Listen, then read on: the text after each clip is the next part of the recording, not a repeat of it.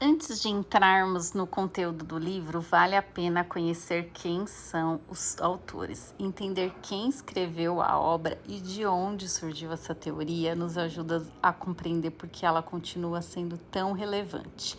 O primeiro autor é Gary Chapman, criador da teoria das 5 linguagens do amor. Antes mesmo de escrever a versão voltada para crianças, ele já havia alcançado enorme reconhecimento com o livro As 5 Linguagens do Amor, dedicado aos relacionamentos entre casais.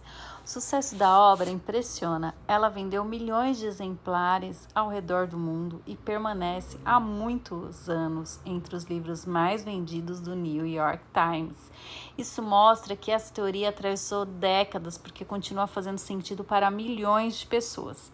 Não se trata de uma ideia passageira, mas de um conceito que foi testado na prática e reconhecido por leitores de diferentes culturas. Gary Chapman é pastor, conselheiro matrimonial e especialista em relacionamentos. Ao longo de sua carreira, percebeu que muitas dificuldades entre casais não estavam relacionadas à falta de amor, mas à forma como esse amor era comunicado. Foi dessa observação que nasceu a teoria das 5 linguagens do amor. E para adaptar esse conhecimento ao universo infantil, Chapman contou com a colaboração de Ross Campbell, psiquiatra especializado no desenvolvimento infantil e na relação entre pais e filhos. Campbell trouxe sua experiência clínica para responder uma pergunta essencial: como essa teoria funciona dentro da criação dos filhos? Foi ele quem ajudou a traduzir esse conceito para a realidade das crianças, mostrando como cada uma delas percebe e recebe o amor de maneira diferente. Além disso, Ross Campbell já era conhecido por outro importante livro sobre parentalidade, como realmente amar seu filho, também considerado uma referência na área. Podemos dizer que as 5 linguagens do amor das crianças nasce justamente da união dessas duas grandes contribuições. De um lado, a teoria desenvolvida por Gary Chapman e sobre as formas de comunicar amor, e do outro, a experiência clínica de Ross Campbell no desenvolvimento emocional infantil. O resultado é um livro que não apenas explica como amar os filhos, mas ensina como fazer esse amor chegar até eles da maneira que realmente conseguem compreender. E outro detalhe interessante está no próprio título da obra. O livro não fala das linguagens do amor dos pais, nem das linguagens do amor dos filhos.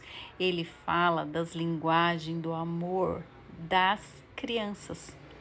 Essa escolha é significativa porque amplia o alcance do conteúdo. Embora o foco principal seja a relação entre pais e filhos, os princípios apresentados podem ser aplicados por qualquer adulto que participe da vida de uma criança: avós, tios, professores, cuidadores, terapeutas, pediatras e todos aqueles que convivem diariamente com crianças podem utilizar esse conhecimento para construir vínculos mais fortes e relações emocionalmente mais saudáveis.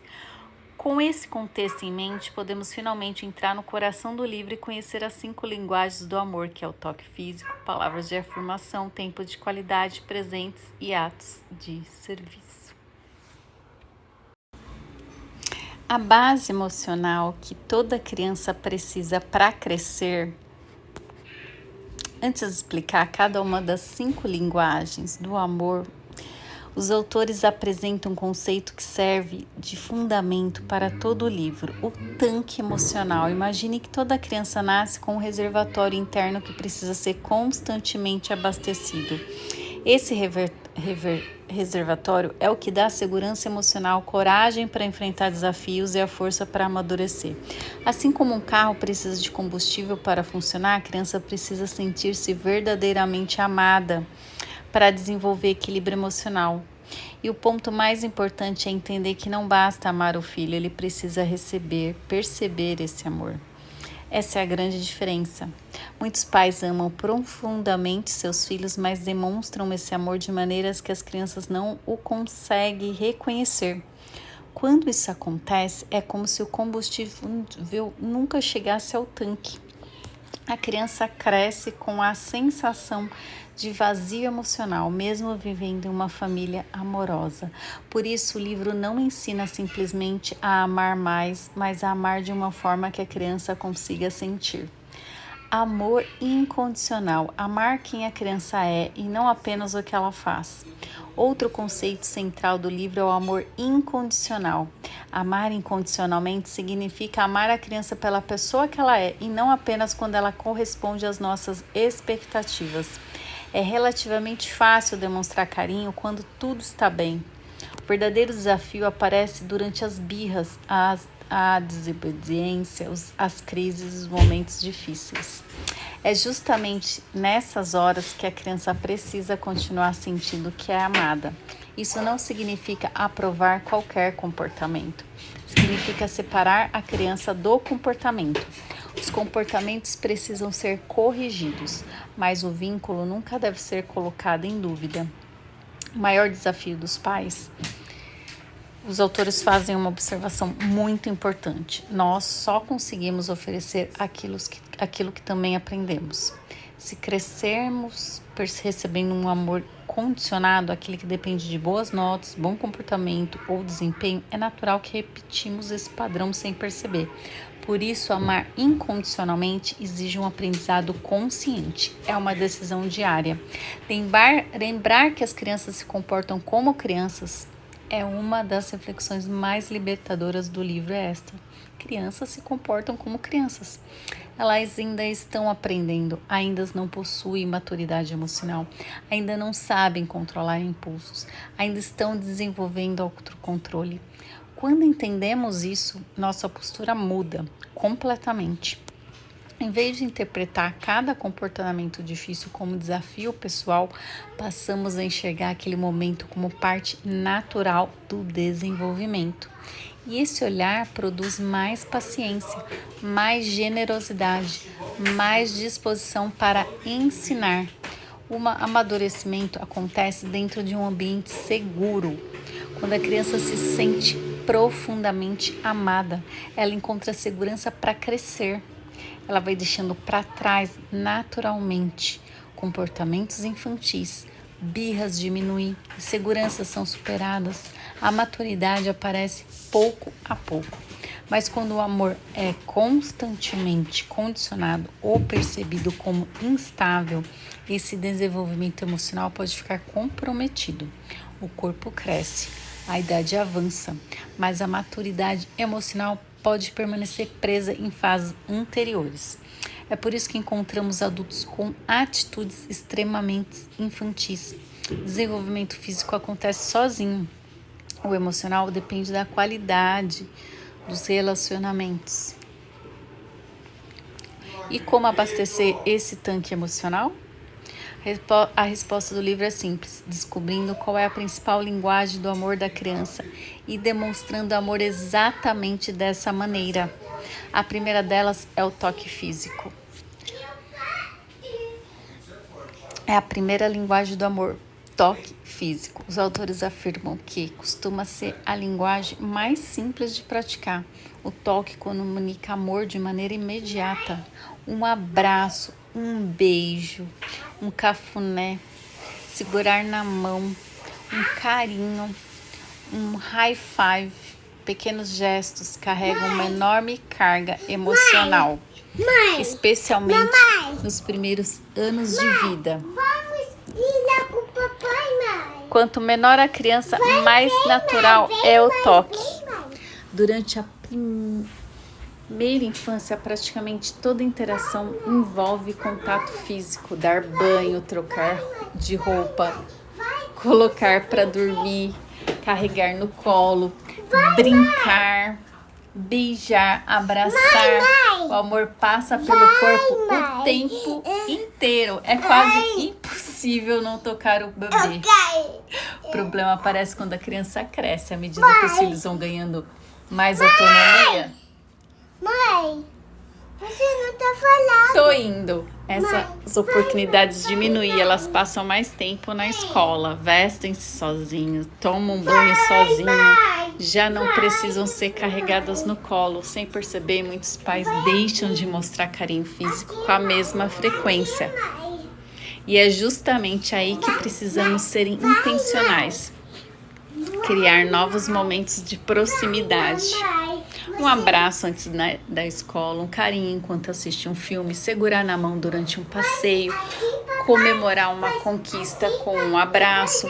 Pequenos gestos continuem abastecendo o tanque emocional. O toque precisa respeitar a criança. Os autores fazem uma observação muito importante. Não basta tocar, o toque precisa ser agradável para quem recebe. E cada criança possui limites próprios. Algumas gostam de abraços demorados, outras preferem um carrinho rápido, outras adoram um cafuné, outras não suportam. E demonstrar amor também significa respeitar o corpo da criança.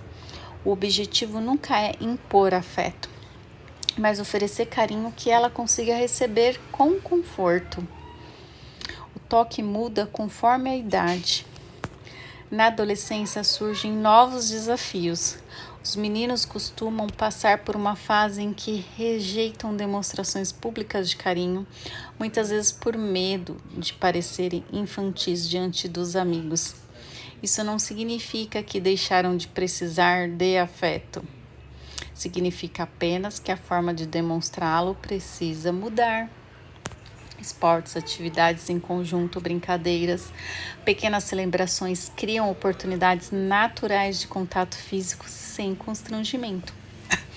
Com as meninas, muitos pais acabam reduzindo o contato físico com receio de ultrapassar limites ou por insegurança diante das mudanças da adolescência.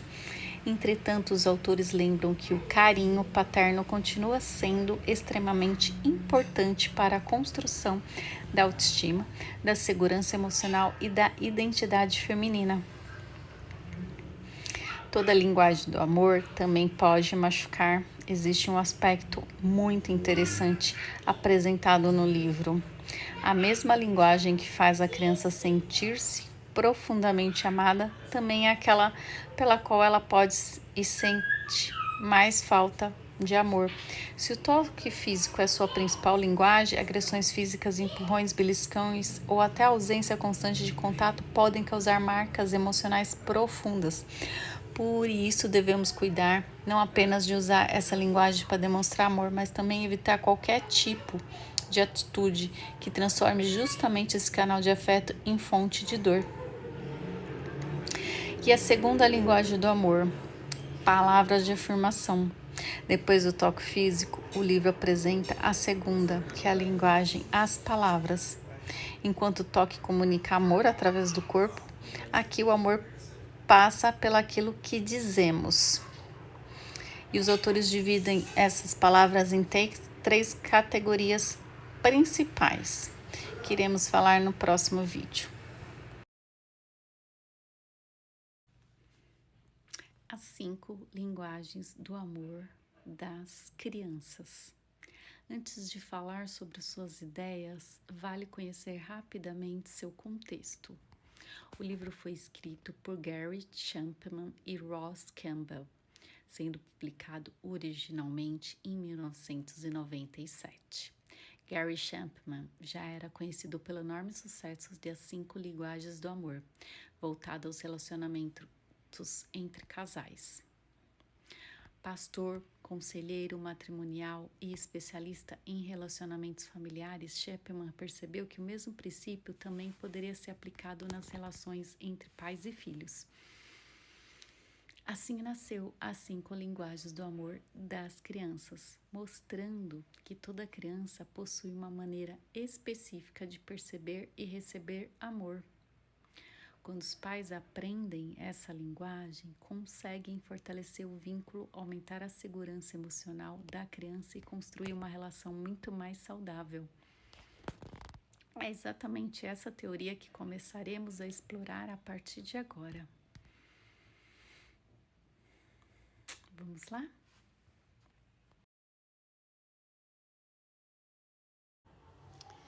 Então, a segunda linguagem do amor, que a gente falou no vídeo anterior, são palavras de afirmação. Depois do toque físico, o livro apresenta a segunda linguagem, as palavras.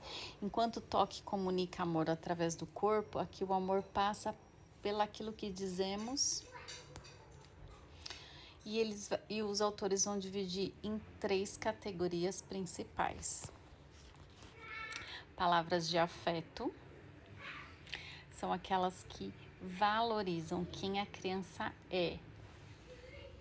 Exemplos: você é muito gentil, você é corajoso, você é uma pessoa muito amorosa, você alegra a nossa família. São palavras que fortalecem identidade, caráter e autoestima. Mãe, eu tô indo lá pro domo, tá? Tá bom? Tô indo lá pro domo. Fica só. Palavras de elogio. Aqui o foco não é a personalidade, mas o esforço. O elogio saudável valoriza o processo, não apenas o resultado. Em vez de elogiar apenas a nota da prova, elogiamos a dedicação. Em vez de destacar apenas o sucesso, reconhecemos a persistência. Isso ensina a criança que seu valor não depende da perfeição, mas da disposição para aprender e continuar tentando.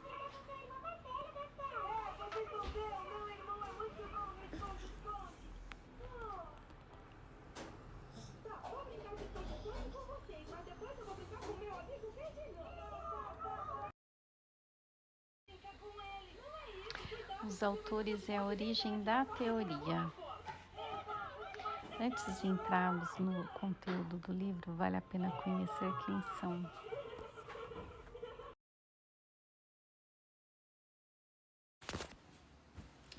Palavras de afirmação e o poder do incentivo. Palavras de afirmação elogia o processo, não apenas o resultado. As palavras têm um enorme poder na formação emocional de uma criança. Elas podem incentivar, fortalecer a autoestima e desenvolver confiança, ou podem desencorajar e deixar marcas que permanecem por muitos anos. Um dos maiores ensinamentos do livro é que devemos elogiar o esforço antes mesmo do resultado. Quando um bebê começa a dar os primeiros passos, ninguém espera que ele ande perfeitamente. Ao contrário, cada tentativa é celebrada. Os pais sorriem, incentivam e dizem: muito bem, tenta de novo. É justamente esse incentivo que faz a criança continuar tentando. O mesmo vale para todas as outras fases da infância. Quando um filho guarda apenas metade dos brinquedos, lava a louça de forma desajeitada ou traz uma nota abaixo do esperado, o impulso natural costuma ser apontar o que ficou faltando, mas se fizermos apenas isso, a criança passa a acreditar que nunca é boa o suficiente. O ideal é reconhecer primeiro aquilo que ela já conseguiu fazer. Por exemplo, você já guardou metade dos brinquedos muito bem. Agora vamos terminar juntos? Depois, em outro momento, vem a orientação. O elogio e a correção não precisam acontecer ao mesmo tempo. Se uma criança tirou uma nota baixa, primeiro reconheça o esforço e incentive seu progresso. Depois, em um momento mais tranquilo, sente-se ao lado dela para entender onde está a dificuldade e pensar em soluções. O mesmo vale para qualquer habilidade. Se um adolescente cortou a grama, mas esqueceu uma parte do jardim, primeiro valorize o trabalho realizado. Na próxima vez, ensine como melhorar aquele detalhe. O objetivo não é buscar perfeição, mas crescimento contínuo. O tom de voz também comunica amor. As crianças pequenas ainda não compreendem totalmente o significado das palavras. Elas entendem principalmente o tom de voz, a expressão facial e a intenção. Por isso, muitas vezes, um simples "eu te amo" dito com carinho comunica muito mais do que longos discursos. Até brincadeiras carinhosas são percebidas pelo tom afetuoso com que são ditas.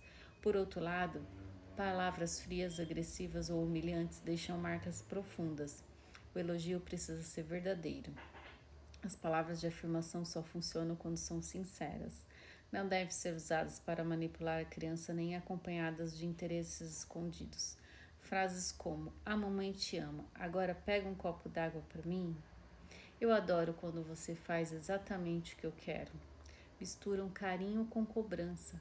O amor precisa ser comunicado de forma gratuita e incondicional.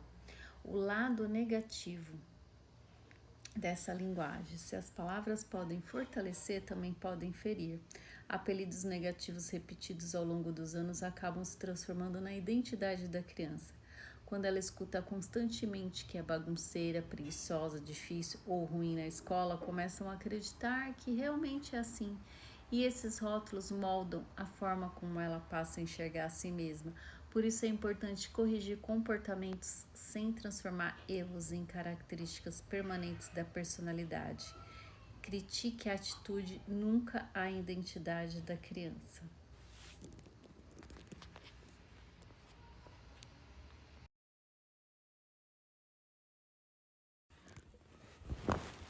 Tempo de qualidade e a presença real. Terceira linguagem. Tempo de qualidade não significa apenas estar perto, significa oferecer atenção exclusiva. Hoje, esse talvez seja um dos maiores desafios da parentalidade. Mesmo estando fisicamente presentes, muitas vezes estamos dividindo nossa atenção entre celular, computador, televisão e notificações. As crianças percebem quando nossa presença é apenas física. Para elas, olhar constantemente para o telefone durante uma conversa transmite a sensação de que existe algo mais importante do que aquele momento. E tempo de qualidade exige presença inteira. Conforme a criança cresce, essa linguagem exige mais intenção. Com crianças pequenas, estar junto acontece naturalmente. Elas dependem dos pais para praticamente tudo. Mas à medida que crescem, tornam-se mais independentes, fazem amigos, praticam esportes, desenvolvem hobbies e começam a construir seu próprio universo. Nesse momento, os pais precisam ser muito mais intencionais para continuar presentes. E o livro traz um ensinamento importante. Precisamos entrar no mundo dos nossos filhos e nem sempre gostaremos das atividades que eles gostam. Talvez seja assistir o campeonato esportivo, visitar uma exposição, acompanhar um show ou aprender sobre um hobby que nunca despertou nosso interesse. Mas, quando participamos do universo deles, mostramos que aquilo que é importante para eles também passa a ser importante para nós. E isso fortalece profundamente a conexão. O tempo de qualidade acontece no cotidiano, não é preciso planejar grandes programas. Muitos momentos podem se tornar oportunidades valiosas, caminhar juntos, cozinhar lado a lado, lavar a louça conversando, conversar durante o trajeto de carro, jantar sem celulares. O mais importante é aproveitar esses momentos para conhecer verdadeiramente a criança. Não apenas corrigir, dar sermões ou cobrar resultados, mas ouvir, perguntar, contar histórias da própria infância e construir conversas que fortalecem o vínculo. Cuidado com o momento mais crítico do dia. O livro chama a atenção para um período delicado, o final do dia. É quando os pais chegam cansados, sobrecarregados e emocionalmente esgotados. Se ninguém estiver atento, esse momento pode se transformar em uma sequência de ordens, gritos e conflitos. Por isso, vale a pena criar uma transição antes de entrar em casa, respirar, desacelerar e deixar as tensões do trabalho do lado de fora. Ajuda a transformar o reencontro da família em um momento de acolhimento e não de explosão emocional.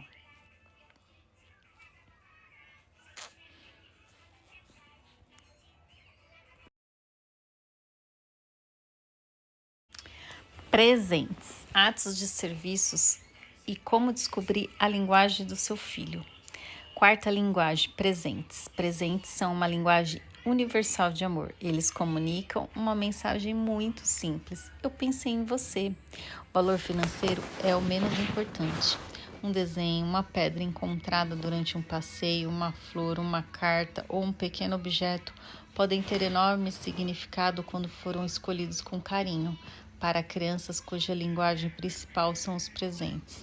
Esses objetos costumam ser guardados durante muitos anos justamente porque representam uma lembrança afetiva.